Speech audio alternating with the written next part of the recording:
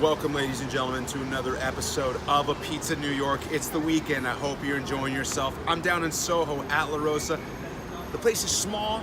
It's pretty packed. Make sure, first and foremost, when you come here, that you got a reservation, all right? Now, this place was actually started by Stefano Callegari. He's opened up 8 restaurants all over the world. This is his first one in New York City. What's actually even more surprising, though, is the guy used to be a flight attendant. He'd go back and forth to Naples, got really into making pizza, loved the craft, quit his job, started opening up restaurants to make pizzerias, and now he's in there, in SoHo, in our neighborhood, and he is slinging pies out of that oven.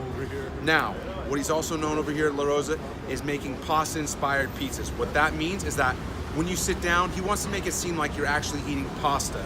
So they have, you know, the Parmesan slice. They got something called a cheese and pepper, which I'm gonna get in there, made with ice. And what that's supposed to do, that's really supposed to make that texture when it's melting taste exactly how the texture of cheese being made with pasta. Same exact thing. All right. Well, anyway, let's go inside, check it out, see what it's all about.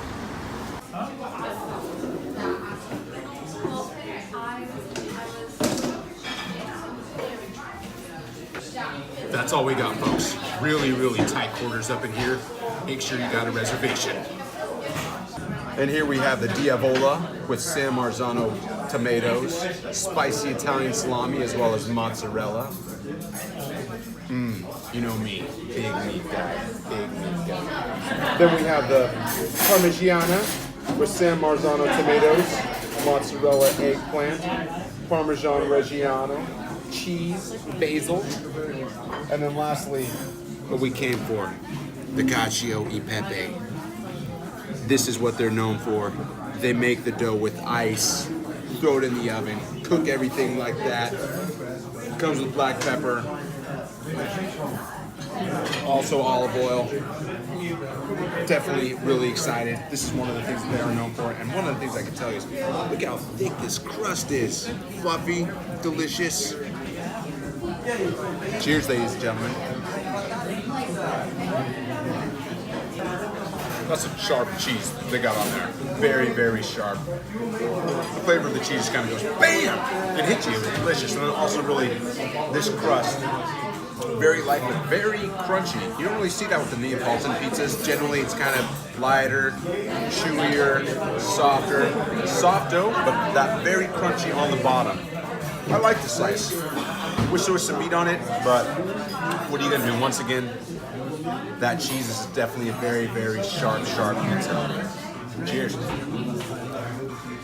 Now we're going to one of the more traditional pies, the Parmigiana, with the eggplant, with the cheese, with the tomatoes, with the red pie. Should be a little more sweeter than that sharp slice I just had, but here we go. This honestly reminds me exactly of eggplant Parmesan.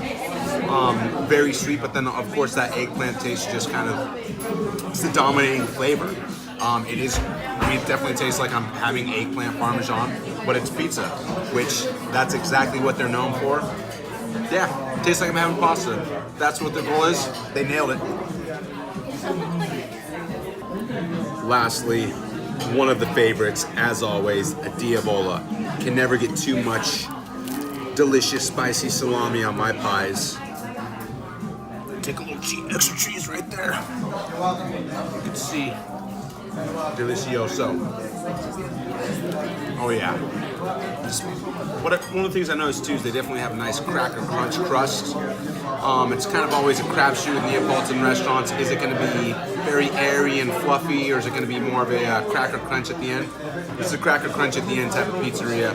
Very light dough out here. Here we go. Cheers.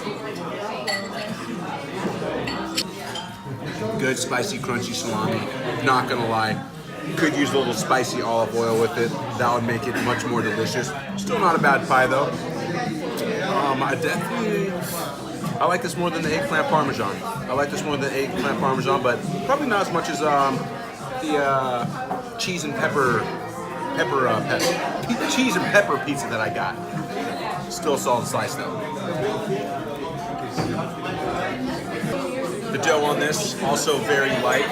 This one has much more of a smoky flavor. I don't know why. As you can see, the bottom's burnt a little bit more than the white pie.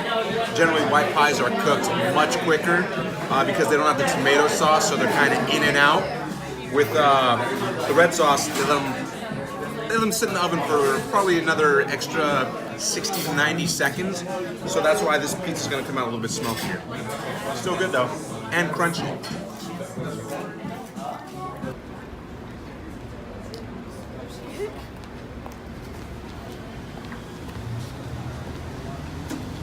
All right, ladies and gentlemen, a couple things going on in there. First and foremost, with their normal Neapolitan pies, the pies were burnt a little bit too much for my liking, unfortunately. It did taste like that, as I said, that eggplant Parmesan pizza definitely tasted like I was having eggplant Parmesan, which was delicious. Also, what I did like about the cheese and pepper pizza was that, I mean, hey, it was very sharp, very cheesy. I mean, had hints of garlic. I'm not sure if that was even part of it, but my goodness, it was very thick and creamy. I love that. Almost hit the spot though, just kind of missed, once again, I think, with that crust. But hey, what are you gonna do? I mean, still was a great Saturday night for myself. Once again though, ladies and gentlemen, thanks for the love, thanks for the subscribes. Check out that book on Amazon, 52 Pizzerias across New York City. It's got your guide to all the best pizzas in the city. And as I always like to say, stay fly, y'all. Peace.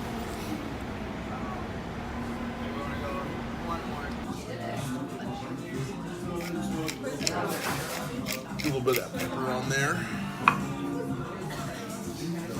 Some cheese. Cheers. Here we go.